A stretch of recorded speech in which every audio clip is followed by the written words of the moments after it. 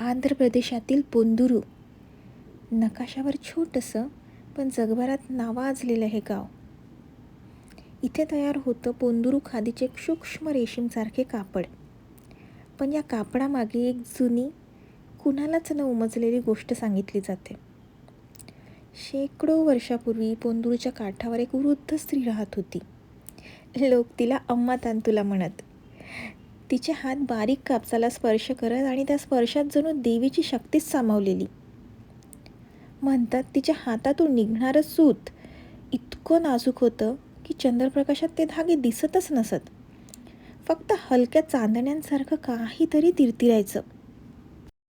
गावकरी सांगतात चांदण्या रात्री तिच्या झोपडीच्या आतून टकटक टकटक टकटक टकटक असा आवाज ऐकू यायचा, जणू कोणी अदृश्य हात काठीवर सूत ओढत असे.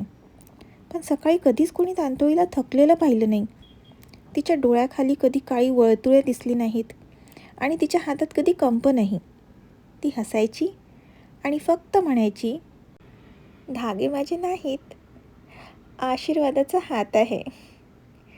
काही जण म्हणायचे तिने कधीच लग्न केलं नाही, कोणतीही वारसदार नव्हती, पण तिची विणमशीन मात्र नेहमी 2 सावल्या दाखवायची. एक तिची आणि एक कुणाची तरी. वर्षानुवर्षे गेली आणि एक दिवशी अम्मा तांतुला नाहीशी झाली. कुणालाच कधी मृतदेह सापडला नाही. फक्त तिच्या घरात एक काती आणि तिच्या बाजूला तयार ठेवलेले काही बारीक तंतू. आजही पोंदुरू गावातील विणकर सांगतात, कधी कधी पहाटेच्या आधीच्या काळोखात त्यांना त्यांच्या कातीवर एक हलका स्पर्श जाणवतो. जणू कोणी तंतू सरळ करून देत आहे. जणू सूत गुंतू नये म्हणून एक अनुभवी हात शांतपणे मदत करतो आहे. कपडा तयार झाल्यावर त्या तंतूंना एक विलक्षण चमक येते.